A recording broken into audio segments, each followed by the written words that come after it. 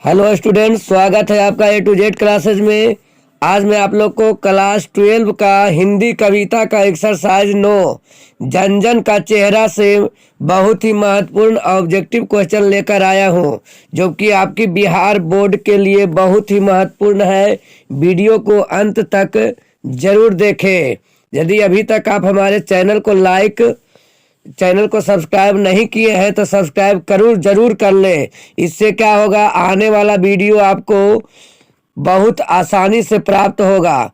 तो chapter number 9 जन जन का चेहरा का प्रश्न स्टार्ट करते हैं। वीडियो को अंत तक जरूर बने रहें। प्रत्येक चैप्टर का ऑब्जेक्टिव चैप्टर बाय चैप्टर आप लोग को दे रहे हैं। बहुत कम समय में अच्छी नंबर लाने का ये बेहतरीन तरीका है। आप हमारे वीडियो के साथ रिवाइज जरूर करें। चलिए क्वेश्चन स्टार्ट करते हैं। जन जन का चेहरा एक शीर्षक कविता किसकी रचना है? जन जन का चेहरा ये शीर्षक है। ये कविता किसकी रचना है, मतलब किसके द्वारा लिखा गया है? रघु वीर सहाय, गजानन माधव मुक्तिबोध, जयशंकर प्रसाद, अशोक वाजपेयी। तो ये लिखा गया चला गजानन माधव मुक्तिबोध। किसके द्वारा लिखा गया है? गजानन माधव मुक्तिबोध। क्वेश्चन नंबर 2 देखते हैं। गजानन माधव मुक्तिबोध का जन्म कहाँ हुआ था? मतलब जन्म इनका कहाँ हुआ था? बिहार में, दिल्ली में, छत्तीसगढ़, पंजाब। तो गजानन माधव मुक्तिबोध का जन्म छत्तीसगढ़ में हुआ था। कहाँ हुआ था चला? छत्तीसगढ़ में। तो option number C. Question number 3 Muktibodh ने किस विश्वविद्यालय से एमए किया? दिल्ली विश्वविद्यालय, इलाहाबाद विश्वविद्यालय, रांची विश्वविद्यालय, नागपुर विश्वविद्यालय। तो मुक्तिबोध ने विश्वविद्यालय से एमए की परीक्षा जो दिए थे वो नागपुर विश्वविद्यालय से दिए थे। कहाँ चला? नागपुर विश्वविद्यालय। क्वेश्चन नंबर 4 मुक्तिबोध ने नागपुर से निकलने वाली किस पत्र का संपादन किया? मतलब किस पत्र को वो लिखे थे, मतलब संपादन करते थे? ऑप्शन नंबर ए सरस्वती, आज़ादी, नया खून। इनमें से कोई नहीं। तो ये नया खून का संपादक थे। मतलब जो संपादन करता है उसे संपादक बोला जाता है। तो नया खून जो पत्रिका निकलता था उसका संपादक थे कौन? मुक्तिबोध। क्वेश्चन नंबर 5 की ओर चलते हैं। मुक्तिबोध ने दिग्विजय महाविद्यालय रंजनादगांव में प्रधानाध्यापक के पद पर कब से काम करना प्रारंभ किया? 1956 ईस्वी, 1958 ईस्वी, 1960 ईस्वी, 1962 ईस्वी। तो 1958 ईस्वी में कब से काम प्रारंभ किए थे चला? 1958 ईस्वी से। क्वेश्चन नंबर 6 मुक्तिबोध ने नागपुर के प्रकाशन तथा सूचना विभाग में किस रूप से नौकरी किए? मतलब नौकरी कर रहे थे किसमें? नागपुर के प्रकाशन और सूचना विभाग में। तो किस रूप में करते थे? पत्रकार के रूप में, संपादक के रूप में, संवाददाता के रूप में, सी में संपादक के रूप में। इनमें से कोई नहीं। तो ये पत्रकार के रूप में काम करते थे। किस रूप में चला? पत्रकार के रूप में काम करते थे। क्वेश्चन नंबर 7 मुक्तिबोध निराला किस तरह के कवि हैं? पलायनवादी, सामान्य, क्रांतिकारी।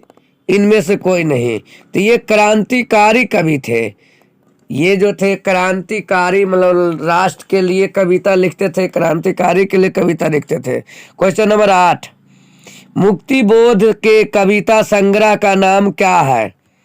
सूरज का मुंह टेढ़ा है, चांद का मुंह टेढ़ा है, चांद का मुंह सीधा है, सूरज का मुंह सीधा है। तो मुक्ति बोध के कविता का संग्रह का नाम है चांद का मुंह टेढ़ा है। ऑप्शन नंबर बी चला, क्या होगा? चांद का मुंह टेढ़ा है। क्वेश्चन नंबर 9, मुक्ति बोध ने सितारा किसे कहा है? मुक्ति बोध ने सितारा किसे कहा है? नेता को, जनता को, आकाश के तारे को, इनमें से कोई नहीं। तो जनता को कहा है। किसको चला? जनता। जनता जो होता है देश के लिए सितारा होता है। क्वेश्चन नंबर 10, मुक्ति बोध के अनुसार ज्वाला कहाँ से उठती है? ये ज्वाला लिखा हुआ चला, जा वकर वा लकल्ला, कहाँ से उठती है? जनता से, आग से, ज्वालामुखी से, इनमें से कोई नहीं। तो जनता से ज्वाला, देश के लिए, देश की आज़ादी के लिए, देश की तरक्की के लिए, विकास के लिए ज्वाला कहाँ से उठती है? जनता चाह लेगा तो देश को विकास की ओर ले जा सकता है। क्वेश्चन नंबर 11, आज्ञे द्वारा संपादित तार सप्तक के कवि के रूप में कौन सामने आए? रघुवीर सहाय, जयशंकर प्रसाद, मुक्ति बोध, इनमें से कोई नहीं। तो मुक्ति बोध। कौन थे चला? मुक्ति बोध, जो थी तार सप्तक के कवि के रूप में सामने आए थे। क्वेश्चन नंबर 12, कौन सी कृति मुक्ति बोध की नहीं है? चांद का मुंह टेढ़ा, ये तो है। भूरी भूरी खाक धूल, ये भी है चला। सतह से उठता आदमी, ये भी मुक्ति बोध का है। बिखरे मोती, ये मुक्ति बोध की कृति नहीं है। क्वेश्चन नंबर 13, कौन सी कृति, ये कृति है चला, कृषि नहीं, कौन सी कृति मुक्ति बोध की नहीं है? इतिहास और संस्कृति, चंद्रगुप्त, काठ का सपना, बी पात्र। तो ये चंद्रगुप्त जो है चला, ये मुक्ति बोध की कृति नहीं है। क्वेश्चन नंबर 14, कौन सी रचना मुक्ति बोध की है?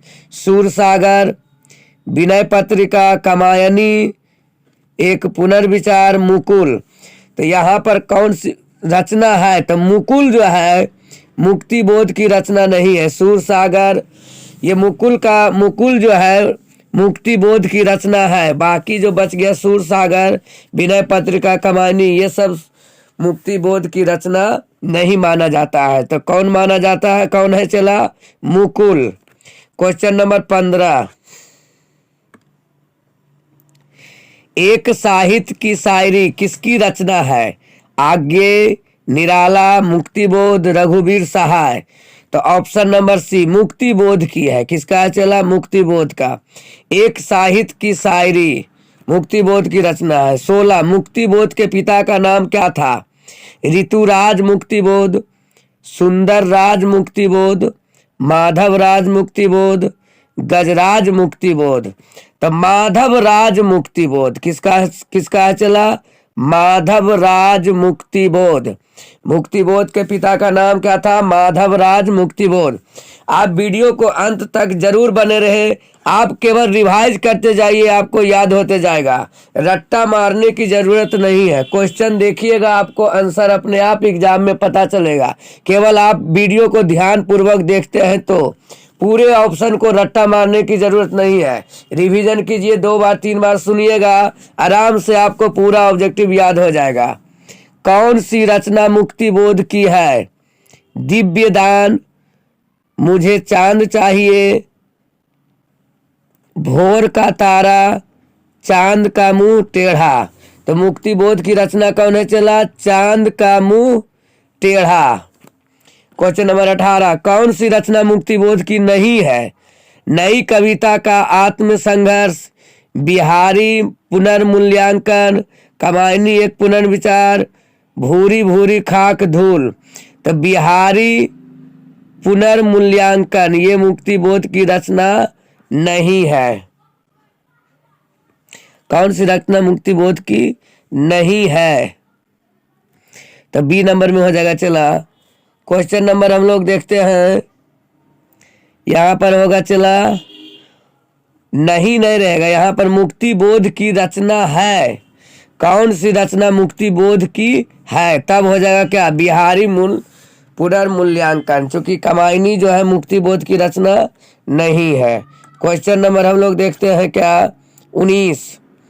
मुक्ति बोध किस सप्तक के कवि थे? तार सप्तक, दूसरा सप्तक, तीसरा सप्तक, चौथा सप्तक। तो मुक्ति बोध तार सप्तक के कवि थे। कौन सप्तक के चला, तार सप्तक के। Question number 20। गजानन माधव मुक्ति बोध का जन्म कब हुआ था?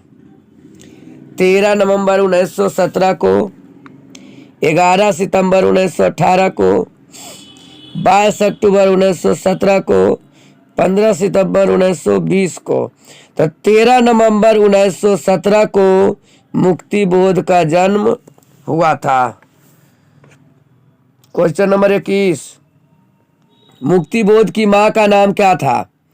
Putli Bai, Parvati by, Ambika by, Radha by. Parvati by है, 2 बार लिखा गया है। तो यहाँ पर पार्वती बाई क्या था, मुक्ति बोध की मां का नाम क्या था, पार्वती बाई। Question number 22। मुक्ति बोध ने किसका संपादन किया? आजादी, नया खून, कर्मवीर, सरस्वती। तो नया खून किसका संपादक थे? नया खून का। Question number 23।